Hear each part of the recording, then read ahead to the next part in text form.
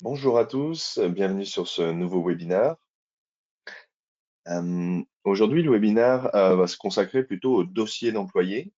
Euh, donc, tout au long du webinaire, je vais passer sur, je vais vous présenter déjà le dossier des employés. Ensuite, on rentrera en détail dans le dossier d'un employé. Puis ensuite, je vais vous montrer comment gérer les listes d'employés. Mais avant ça, on va attendre que tout le monde se joigne à nous. On va attendre encore quelques petites minutes. Participants qui arrivent encore.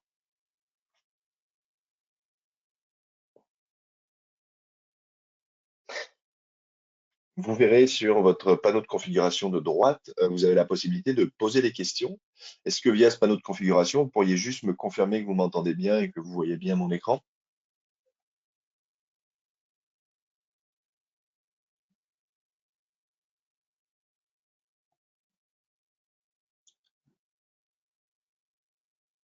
Ok, très bien, merci.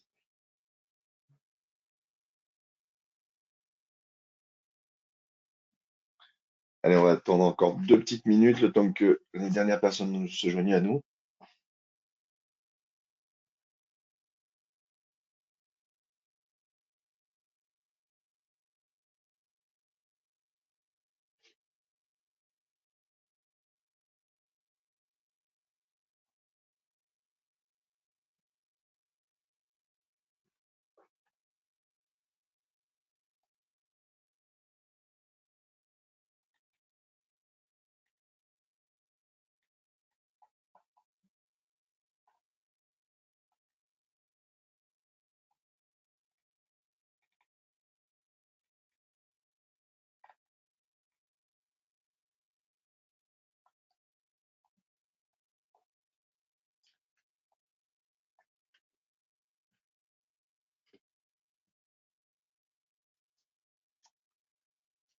Ok, donc je pense qu'on va pouvoir y aller. Bienvenue aux derniers arrivés.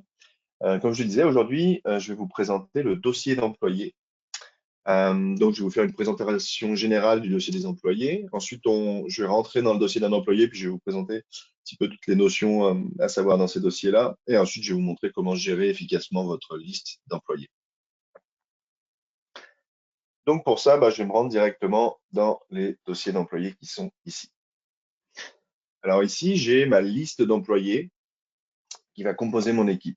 Moi, actuellement, j'ai une vue administrateur, mais à savoir que dans Evolia, il faut bien comprendre que généralement, c'est assez cloisonné par équipe. Donc, en tant que gestionnaire, je verrai uniquement les employés qui vont composer mon équipe.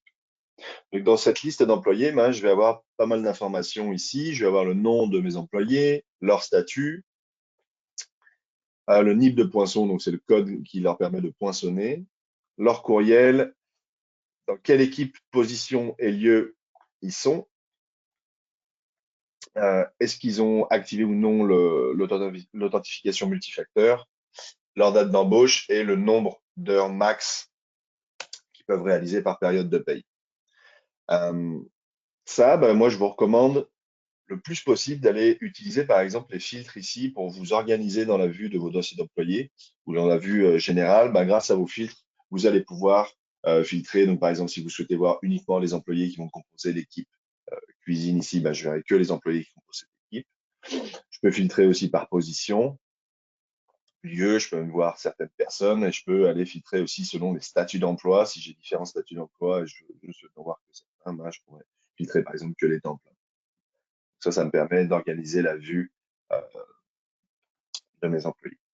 Ensuite, très simple, toujours pour naviguer dans cette vue-là, je peux utiliser la recherche qui est ici. Donc, par exemple, si je recherche la vue de mon employé en particulier, je vais pouvoir utiliser la barre de recherche.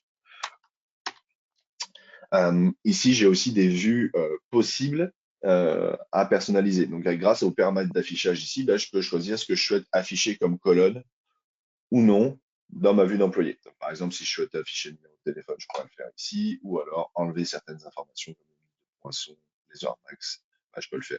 Et je peux rajouter aussi pas mal d'éléments ici, ce qui me permet d'enrichir ma vue à cet endroit-là.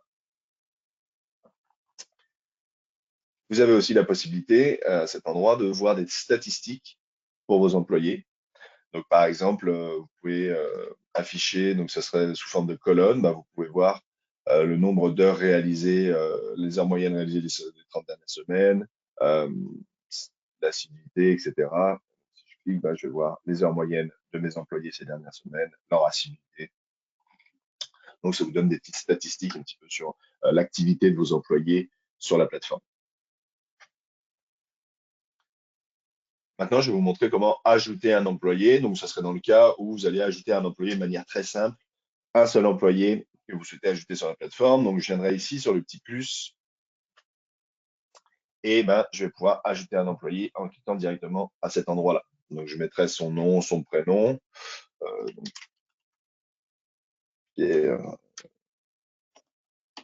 on va l'appeler. Ici, vous mettrez le courriel. À savoir que je vous recommande toujours, lorsque vous allez créer un employé, de mettre au moins son courriel ou au moins un ID d'employé, car c'est ce qui va faciliter après la gestion des employés via, par exemple, les imports et les exports. Ça va être ces deux clés d'entrée qui vont nous permettre de mettre à jour les employés. On y reviendra plus tard. Donc, si je crée mon employé, je l'associe à une équipe, une position ou un lieu, à savoir qu'un employé peut faire partie de plusieurs équipes, plusieurs positions ou plusieurs lieux. Donc, je vais mettre comme cuisinier et plongeur, par exemple, et dans mon lieu. Ici, j'ai la possibilité de lui envoyer une invitation dès que je vais finaliser la création de l'employé, ou alors je pourrais revenir plus tard et envoyer des invitations groupées à plusieurs employés que je viendrai de créer. Ici, on a plus d'informations, donc c'est là qu'on va pouvoir associer un statut à notre employé. Vous pourrez lui ajouter un numéro, comme je le disais tout à l'heure. Vous pouvez lui associer un salaire horaire, le nombre max d'heures par semaine qu'il peut réaliser, ou bien par période de paye, et ici la date d'embauche. On y reviendra, mais dans le dossier d'employé, on a pas mal d'informations qui vont avoir un impact sur un fonctionnement global de la plateforme. Donc voilà, donc là, je viens de créer mon employé et il a été bien créé. On le retrouve ici, Pierre, avec toutes ces informations. Maintenant, ce que je vais faire, c'est que je vais rentrer sur le dossier d'un employé et je vais vous expliquer un peu comment tout fonctionne. Donc voilà, donc là, je viens de rentrer sur mon dossier d'employé de Paul Martin. Donc vous verrez toujours ici en haut à gauche, on a l'information si c'est un employé, si c'est un administrateur, si c'est un gestionnaire. Ici, on a la possibilité de lui envoyer directement un courriel. Et ici, l'employé pourrait venir mettre sa propre photo de profil s'il le souhaite. Maintenant, cette information-là, c'est les informations globales qu'on va avoir sur l'employé. À savoir que si vous utilisez une intégration, donc avec un système RH, avec des systèmes de paye, etc., vous n'aurez pas forcément à créer l'employé directement manuellement. Généralement, il va se synchroniser automatiquement grâce à votre système RH. Comme je le disais, ce qui va faire le point d'entrée, la clé d'entrée, ça va être vraiment l'ID de l'employé quand vous allez utiliser un système RH. Et donc, via le système RH, toutes les informations générales de l'employé vont être importées et vous verrez qu'aussi, on va avoir toutes les informations concernant les associations, donc les équipes, les positions et les lieux qui vont être synchronisés automatiquement via le système RH sur Evolia. Donc, si je rentre sur les informations de l'employé, ici, je vais avoir son numéro d'employé, son livre de poinçon, ça c'est personnalisable. Donc, je pourrais le changer de cette manière-là. L'employé peut venir le changer. J'ai le courriel de l'employé et son numéro de téléphone. Ici, c'est des informations qui vont être importantes. On va les retrouver, par exemple, j'en ai parlé il y a quelques semaines sur les règles d'invitation. Tout ça, c'est des informations qui peuvent rentrer en compte dans les règles d'invitation, par exemple. Donc, par exemple, on a le statut d'emploi. Je pourrais venir le personnaliser. On vient le changer si besoin. Et je peux venir mettre une date quand est-ce que je souhaite modifier son statut d'emploi. Une date future. Ici, on a la date d'embauche. La date d'embauche, elle est vraiment importante parce que c'est ça qui va définir l'ancienneté dans Evolia. Je rappelle souvent la différence entre ancienneté et expérience. Ancienneté, c'est relatif à la date d'embauche. L'expérience, c'est le nombre d'heures accumulées par position pour un employé. Ici, j'ai le nombre max d'heures par semaine que peut faire l'employé. Je pourrais très bien mettre, par exemple, 40. Et ici, ça va être le nombre max d'heures par période de paye pour un employé. Ça, où ça va avoir un impact, c'est par exemple quand vos gestionnaires vont venir créer les horaires de l'employé. Bah, si on crée un horaire et cet horaire dépasse par exemple 40 heures pour sa semaine, bah, le gestionnaire va recevoir une petite notification qui va dire attention, vous dépassez le nombre d'heures max par semaine pour cet employé-là. Donc, c'est jamais vraiment bloquant, mais c'est toujours des informations qui sont à prendre en compte. Aussi, ça peut permettre, comme je vous le disais pour les règles d'invitation, de dire bah, moi, je ne souhaite pas inviter ceux qui risquent de dépasser tant d'heures par semaine ou ceux qui sont déjà à tant d'heures par semaine. C'est toutes ces choses-là qui peuvent être prises en compte. Ici, je vais avoir le salaire horaire, je peux l'enseigner aussi. Je vais mettre par exemple 25. À savoir que le salaire, il n'est visible que par les administrateurs et les superviseurs. Un gestionnaire, quand il va rentrer sur le profil de l'employé, il ne va pas voir le salaire horaire. En fait, le gestionnaire ne voit aucune donnée financière sur la plateforme. Donc, à bien comprendre la différence entre superviseur et gestionnaire, parce que le superviseur va avoir accès au salaire des employés, le gestionnaire, non. OK, bah, après ça, on a des informations complémentaires. Donc là, c'est plus de l'ordre général. Vous avez des informations sur le genre de la personne, sa date de naissance, son adresse, et on peut même mettre des contacts d'urgence pour ces employés-là. Ici, vous allez avoir ces informations de connexion. Donc ça veut dire par quel moyen il se connecte. Donc ça, c'est via son courriel, mais il pourrait aussi se connecter via son téléphone. Vous avez la possibilité aussi d'avoir une authentification multifacteur. Ça, c'est quoi? Ça veut dire, c'est pour renforcer un peu la sécurité de votre plateforme Evolia et vous demandez à vos employés de se connecter via ce qu'on appelle le MFA. Et donc, c'est une authentification via un envoi de courriel ou via un envoi de SMS qui va permettre à votre employé de se connecter via cette sécurité. Et ici, on a des champs personnalisés. Donc ça peut être intéressant, soit lorsqu'on utilise une intégration, soit si vous souhaitez apporter des informations sur les profils d'employés. Donc par exemple, vous pourriez très bien dire si l'employé il possède le permis ou s'il est véhiculé. C'est vraiment votre, votre préférence. Donc vous pourrez sauvegarder ça. Et ici, vous pourriez, voilà, on va attendre que ça disparaisse. Un peu de temps. Donc, vous pouvez dire s'il est véhiculé, oui ou non. Et comme ça vous donne des informations sur l'employé. Enfin, c'est vraiment libre à vous d'utiliser ces champs personnalisés. J'ai une petite question de Sylvain. Est-ce possible de gérer la confidentialité des informations dans le dossier des employés? Exemple, le superviseur peut voir l'adresse de l'employé, mais pas le gestionnaire.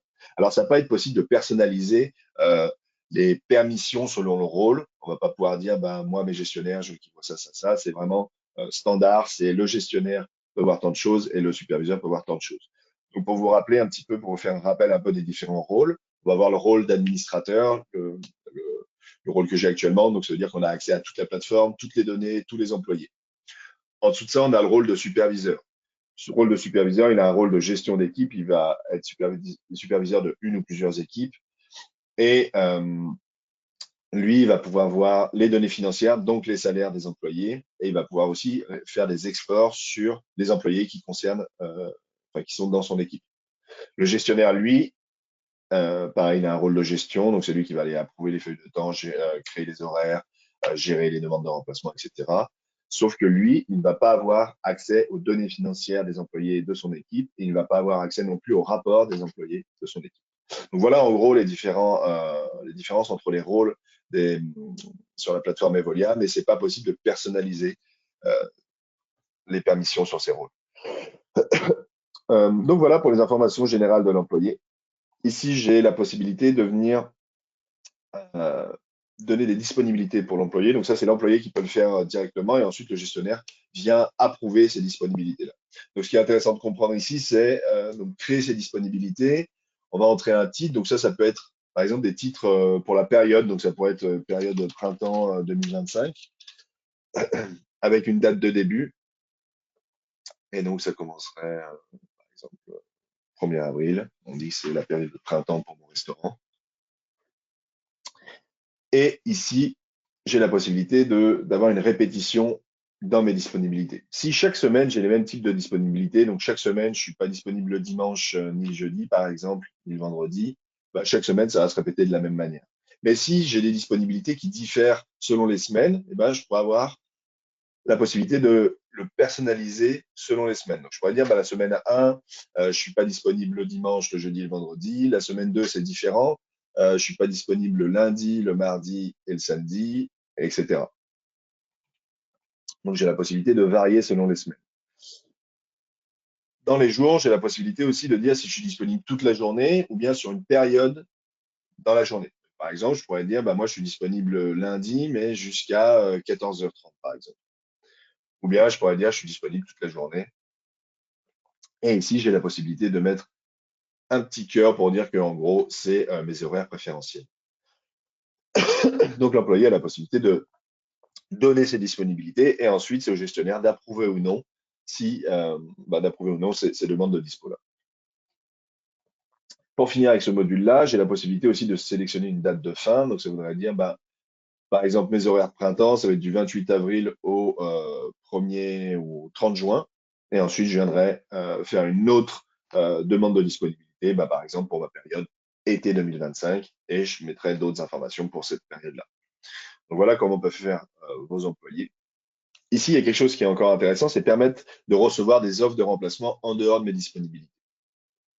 Ça veut dire que l'employé, il autorise en gros la plateforme à le notifier lorsqu'un gestionnaire va créer un horaire, par exemple un quart de travail ouvert ou va faire une demande de remplacement. Bah, est-ce que je veux recevoir des demandes même si je suis indisponible? Donc, l'employé peut l'autoriser ici, mais sachez que vous pouvez aussi un petit peu forcer euh, ça dans tout ce qui est règles d'invitation et vous pouvez forcer le fait de notifier les employés, même s'ils sont indisponibles ou même s'ils sont en conflit d'horaire.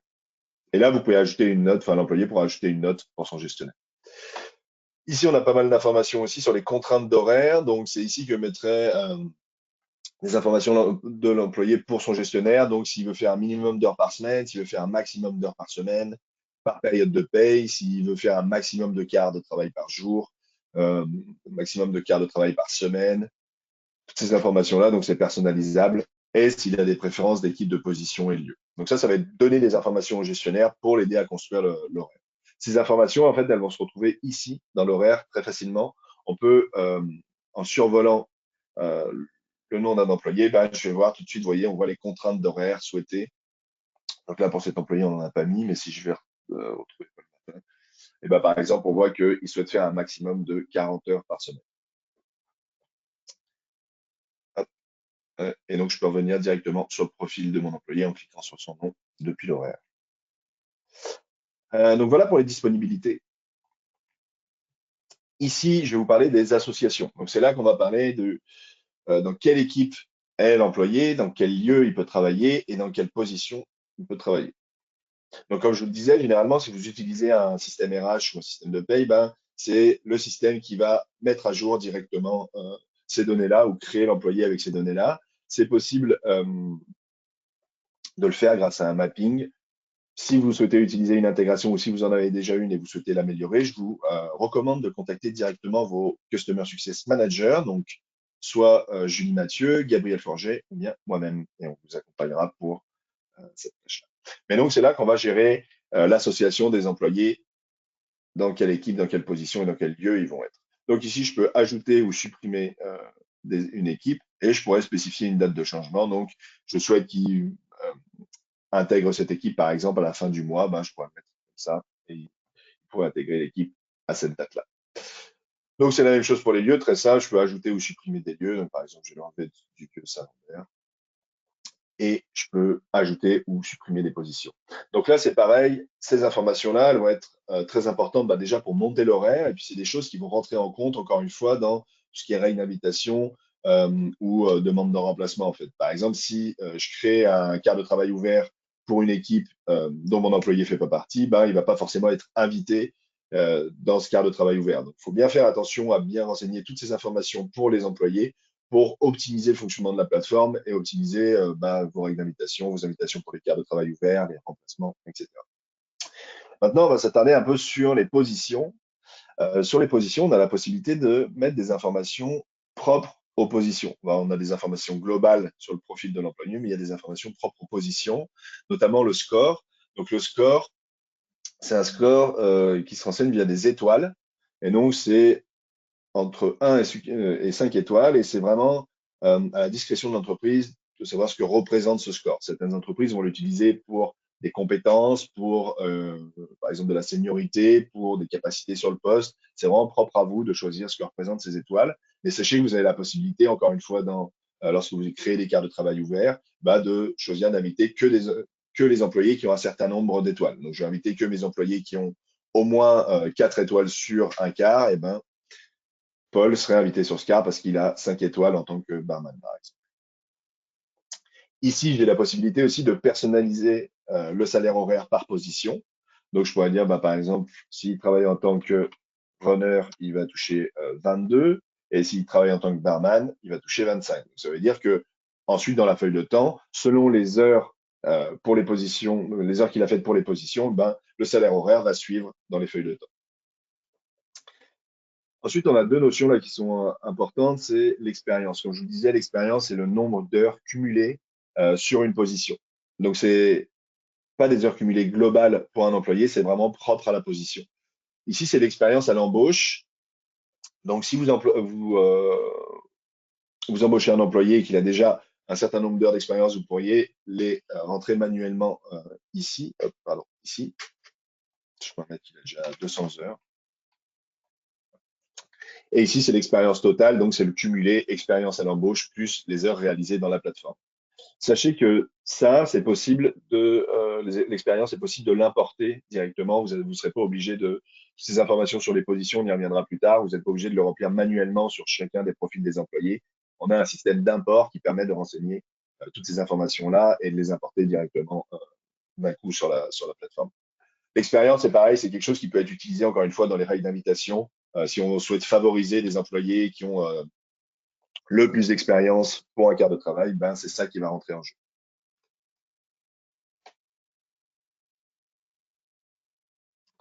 Ensuite, on va rentrer sur les banques de congés. Donc, c'est ici qu'on retrouve toutes les banques disponibles pour les employés. Encore une fois, si vous utilisez une intégration, ben, c'est l'intégration qui va venir enrichir ces données-là. Sinon, vous pouvez le faire manuellement. Donc, par exemple, ici, moi, je n'ai pas d'intégration, mais je peux dire que mon employé, ben, il a le droit à 20 jours de vacances et je mettrai quantité de 20 jours. La différence entre ces trois colonnes, donc la quantité, c'est le solde actuel. Ici, on a le congé préapprouvé, c'est les congés qui sont en cours de demande ou en cours d'approbation. Et ici, le congé disponible, bah, c'est la différence entre congé préapprouvé et quantité. Très simple. Si l'employé souhaite faire une demande de congé, ben, il peut le faire directement depuis son profil ou bien depuis les demandes. Ou alors, moi, en tant que gestionnaire, je pourrais venir le faire ici et je pourrais lui planifier un congé.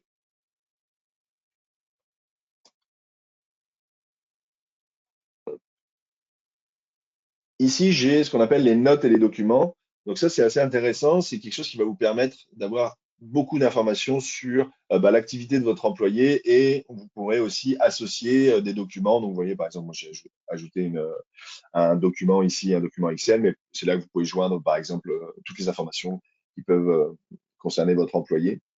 Ici, on a des notes. Donc, à savoir que les notes et documents ne sont pas visibles par l'employé. C'est visible uniquement par les gestionnaires, superviseurs et administrateurs. Donc, vous pouvez mettre ce que vous voulez dans cette partie-là.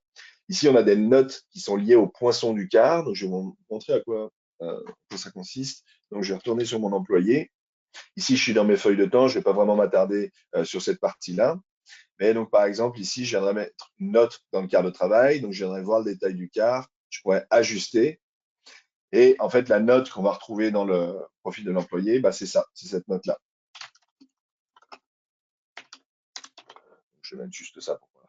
C'était notre feuille de temps.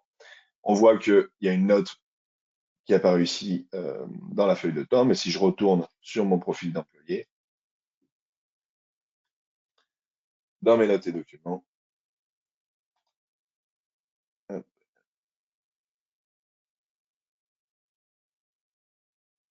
je n'avais pas sauvegardé visiblement, mais cette note apparaîtrait ici.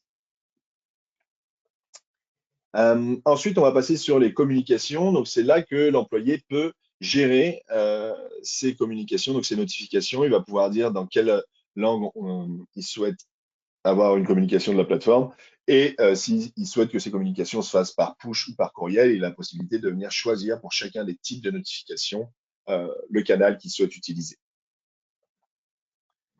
Ensuite, ici, on a les qualifications. Donc, c'est là qu'on va donner les qualifications à un employé. Donc, très simple, je pourrais venir cliquer sur le petit plus ici et choisir dans ma bibliothèque de qualifications. Ici, j'en ai pas. Je vais vous montrer comment créer les qualifications rapidement. Donc, les qualifications, ça se fait ici dans la structure organisationnelle.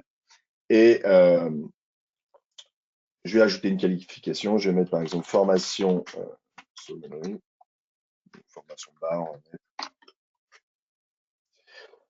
Ça va être ici, on choisit le type de qualification, s'il y a un code d'intégration, et pour quelle équipe, position ou lieu on souhaite que cette qualification entre en jeu. Bah, moi, je vais mettre mon équipe salle et ma position barman, par exemple.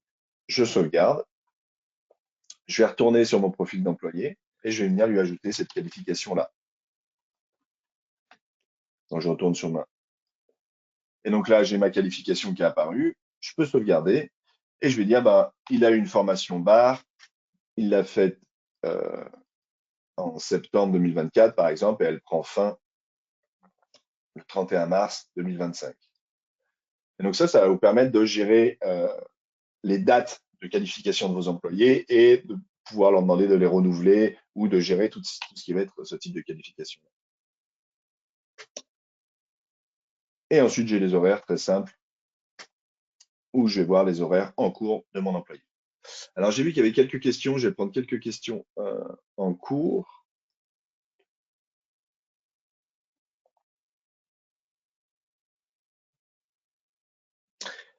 Donc c'est ça, Sylvain qui me demandait, je comprends donc que les gestionnaires peuvent voir toutes les informations du dossier de l'employé, sauf le salaire. Donc c'est ça, le gestionnaire ne voit pas les salaires des employés, même des employés de son équipe.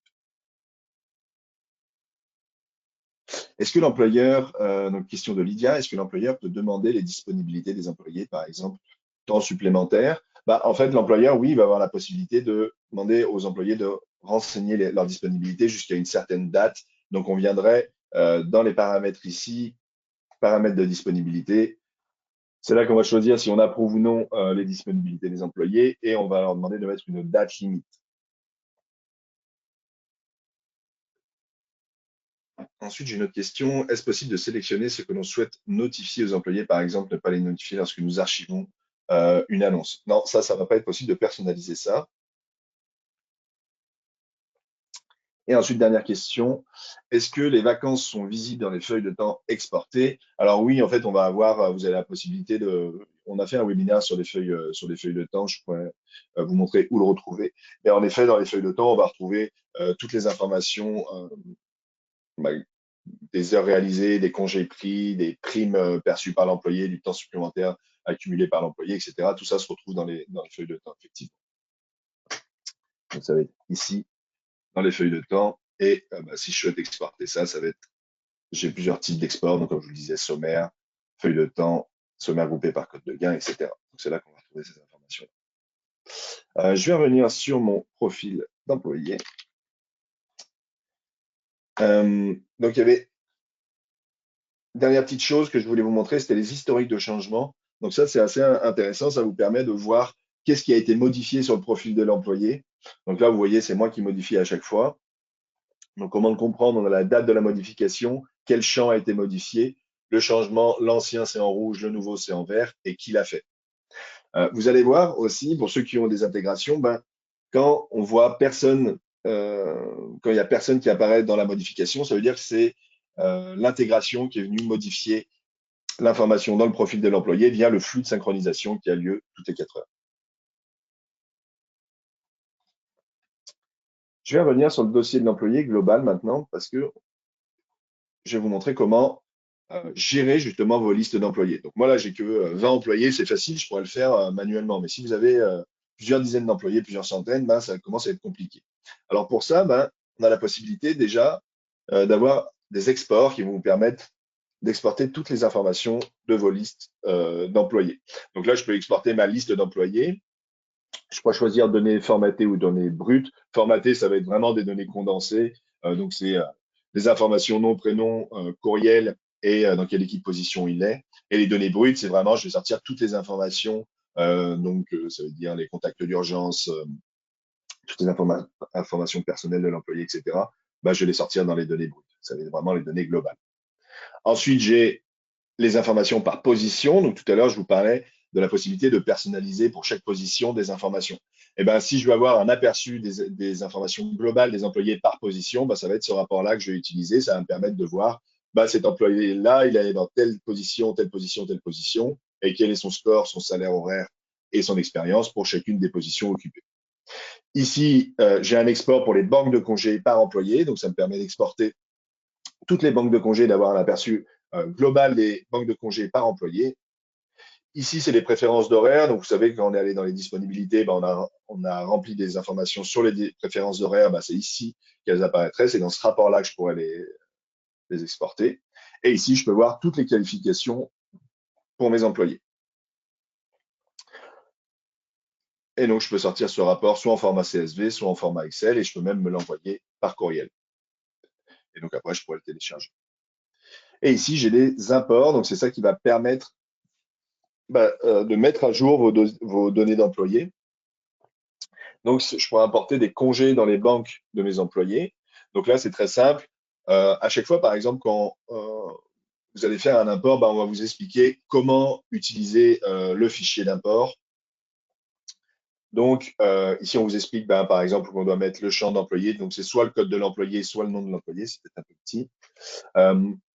Dans le champ banque, vous allez devoir mettre soit le code de la banque de congé, soit directement le nom du congé. Donc, par exemple, si je veux mettre 20 jours de vacances pour Paul, je viendrai mettre l'ID de Paul, je mettrai vacances et si j'en ajoute, si j'en enlève ou si je souhaite les retirer. Ouais. Donc, voilà pour les imports. Hop, pardon.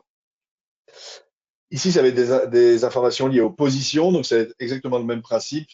Je ne sors pas directement les rapports parce que ça risque d'être un peu confus, mais en gros, c'est pareil. Je viendrai mettre l'ID de mon employé. Donc, c'est pour ça que je disais que c'était important d'avoir l'ID ou le mail pour pouvoir mettre à jour facilement vos employés. Donc, je viendrai mettre à jour l'ID de l'employé, la position et ce que je souhaite mettre à jour ou ajouter comme information sur les positions, donc soit le score, soit l'expérience, ou soit le salaire horaire. C'est là que ça va se faire. Et ici, je peux apporter des informations sur les qualifications. Donc, si je veux éviter de rentrer dans chacun des profils de mes employés et ajouter une position manuellement, bien, j'aimerais à utiliser cet apport-là. Très facile.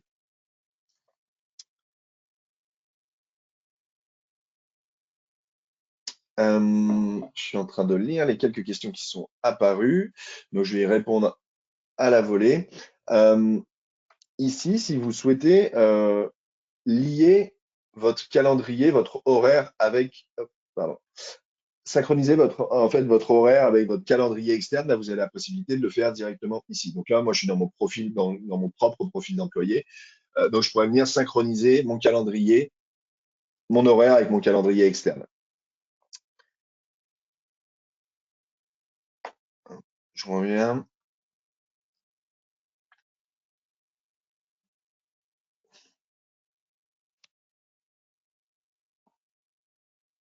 OK. Donc, il y a une question sur les qualifications. Est-ce qu'on peut avoir une alerte lorsque les certifications sont échues?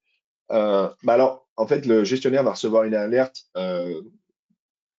s'il y a des quarts de travail qui sont prévus avec des qualifications et des employés qui vont qui vont arriver au terme de ces qualifications, on va recevoir une notification. Sinon, vous avez la possibilité de le voir directement à cet endroit-là, donc toujours dans le profil, dans les dossiers d'employés. Et en fait, ces qualifications-là, vous avez la possibilité de venir. Donc là, moi, j'ai qu'un employé qui a des qualifications, mais vous auriez votre liste d'employés avec des qualifications, la date de début et la date de fin. Et en fait, ici, j'aurai la possibilité de trier. Donc, je vais voir directement quels sont les employés qui vont arriver avec des qualifications qui vont arriver à l'échéance bientôt. Et ça va me permettre de prendre des décisions par rapport à ça. Encore une fois, ici, je vous recommande d'utiliser des filtres. Et vous voyez, dans cette partie-là, on a les filtres de qualification qui apparaissent. Et donc, je pourrais avoir ma liste de qualifications que je souhaite voir. Et donc, moi, je vais voir que les formations barres. Et ici, je verrai uniquement mes employés qui ont une formation barre et je pourrais voir lesquels se terminent bientôt de cette manière-là.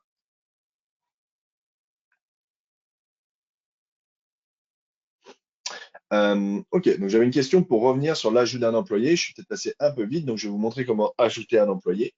Et ça va me permettre de vous montrer aussi comment ajouter des employés en masse. Donc ici, je viendrai ici sur le petit plus en haut à droite, ajouter un employé et je vais ajouter les employés manuellement. Donc nom, prénom, courriel. Ici, je viendrai l'associer à une équipe, une position ou un lieu, et un lieu, pardon.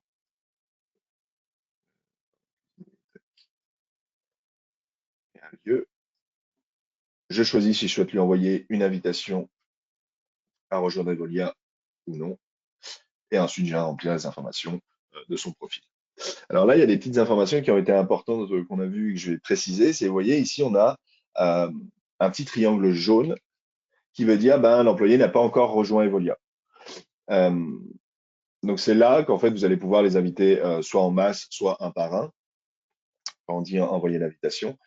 À savoir qu'un employé qui aurait pas encore rejoint Evolia, mais qui a son courriel qui est présent sur la plateforme, ben, il peut quand même recevoir des notifications par courriel. Donc si je lui crée des cartes de travail, si je lui approuve des congés, etc., ben, même s'il n'a pas rejoint officiellement la plateforme, il peut quand même recevoir des notifications par courriel. Ça, c'est utilisé pour les entreprises, par exemple, pour des employés qui seraient pas forcément à l'aise avec ce type de plateforme, ben, ils peuvent quand même avoir et recevoir des notifications à chaque fois via les courriels qui sont ici.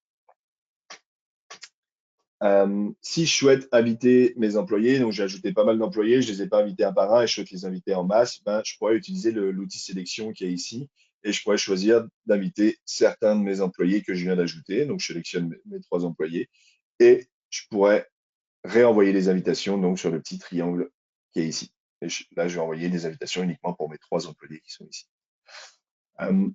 L'outil sélection, il est aussi intéressant parce que ça va vous permettre de faire des actions groupées sur plusieurs employés. Je vous montre, donc par exemple, si je souhaite, pour ces employés-là, bah, je souhaite leur ajouter une position, une équipe ou un lieu, bah, plutôt que rentrer sur chacun des profils d'employés, bah, je pourrais le faire ici en action groupée. Et donc, je pourrais ajouter, par exemple, tous ces employés-là, je souhaite leur ajouter peut-être un nouveau lieu de travail. Donc, ils pourraient tous travailler dans le lieu Saint-Lambert. Et ben, ces 4 employés que j'ai sélectionnés, ben, je vais pouvoir ajouter ou supprimer des informations liées aux associations d'équipes de position et lieu. Vous voyez, il y a le nouveau lieu qui vient d'apparaître. Et si je souhaite le supprimer, ben, je viens sélectionner mes employés. Pardon. Je viens sélectionner mes employés et je pourrais supprimer directement une information liée à leur profil. Donc, par exemple, je vais retirer le lieu Saint-Lambert et le lieu se retire. Alors là, il y a autre chose qui est aussi très pratique à faire. Je ne sais pas si vous l'avez déjà utilisé ou si vous le connaissez, mais vous avez la possibilité aussi de gérer les congés de cette manière-là. Donc, par exemple, je pense au congé maladie, congé personnel que vous souhaitez ajouter à vos employés pour la nouvelle année, ben, vous pourriez le faire directement depuis cette partie-là. Donc, je viens sélectionner mes employés pour qui je souhaite ajouter un congé. Je sélectionne le congé, enfin l'action que je souhaite réaliser, pardon. Donc, si je souhaite en ajouter, en retirer ou bien ajuster, donc mettre tout le monde à 0, par exemple, ou bien en ajouter. Donc, je vais ajouter 5 à tous mes employés. Je vais ajouter 5 jours, on va mettre 40 heures dans la banque maladie. Je soumets. Et en fait, ça va mettre à jour mes 20 employés sur leur banque de congés. Maintenant, si je rentre sur le profil d'un employé, je retourne voir les banques de congés.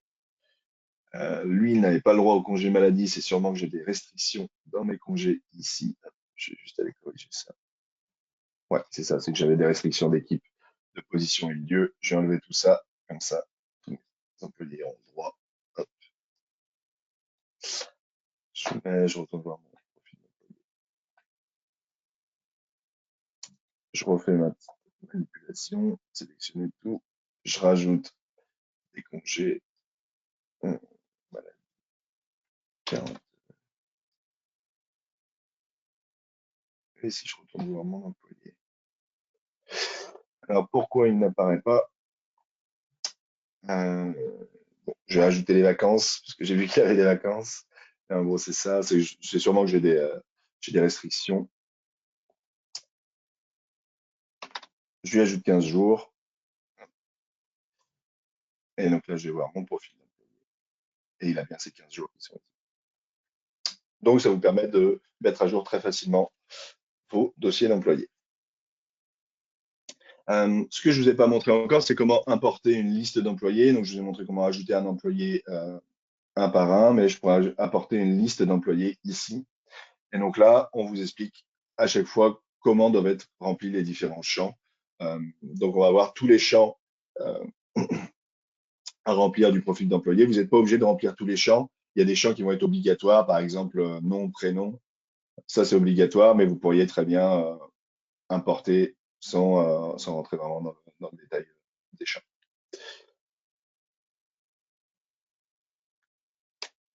Donc je crois que j'avais répondu à la plupart des questions. Euh, J'ai Lydia qui me demande si nous pouvons exporter un rapport d'absence. Alors oui, vous avez les rapports d'absence qui sont accessibles directement ici. Donc vous avez plutôt depuis l'horaire. Encore une fois, ces rapports, c'est accessible pour les superviseurs et les gestionnaires. Et ici, je viendrai choisir mon type de rapport et un rapport d'absentéisme que je trouve ici. Est-ce que vous aviez d'autres questions? Est-ce que vous souhaitez que je revienne sur certains points?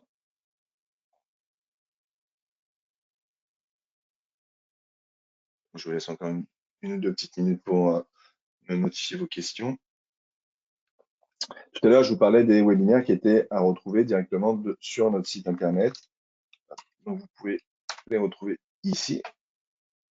Je viendrai sur notre plateforme webinaire et en fait, on va retrouver les futurs webinaires et tous les anciens. Et donc, c'est ici que vous pourriez trouver, par exemple, des webinaires sur les feuilles de temps, sur la gestion du poisson, etc. Donc, c'est tout à retrouver ici et à visionner ici.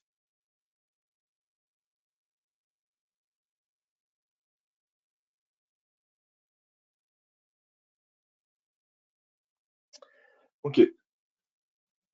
Donc, ici, on m'a posé la question comment ajouter des interdictions de prendre des congés certains jours.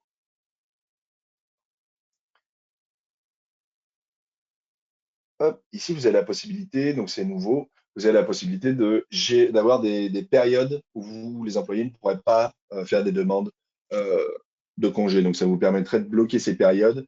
Donc, une fonctionnalité qui a été, c'est une nouvelle fonctionnalité en fait qui a été mise en place cette semaine. Et donc, ça vous permet d'ajouter des périodes, par exemple printemps encore. Ça vous permet de bloquer certains types de congés pour cette période-là. Et ensuite, comment vous souhaitez l'appliquer. Date de début, date de fin, et comment cibler, enfin, qui cibler, est-ce que c'est toutes les équipes qui n'ont pas le droit de prendre ce congé-là ou certaines équipes, etc. Donc c'est là que vous allez pouvoir personnaliser ces périodes d'absence bloquées. Donc ça se retrouve directement dans paye et congés et gestion des périodes d'absence bloquées. Effectivement, c'est une nouvelle fonctionnalité, c'est ça. Alors oui, pour ajouter donc une personne me demande comment ajouter des documents sur les profils des employés. Ben, comme je le disais, ça va être ici.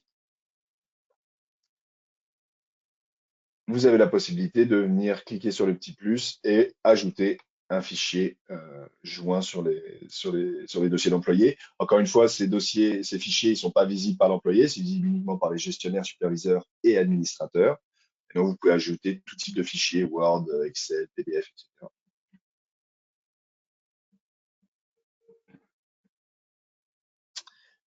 Ok, bah, je vois qu'on a fait le tour des questions, on arrive à la fin du temps. Si vous avez des questions, n'hésitez pas à revenir vers vos CSM, donc comme je vous disais, soit Julie, Gabriel ou bien moi-même. Si vous avez des questions, par exemple, sur les imports, sur les exports d'employés, etc., sur les intégrations, n'hésitez pas à les contacter. Ça sera avec plaisir qu'on vous accompagnera dans cette démarche-là. Sinon, bah, je vous souhaite à bientôt et je vous remercie une nouvelle fois d'avoir participé à ce webinaire. Bonne journée. Au revoir.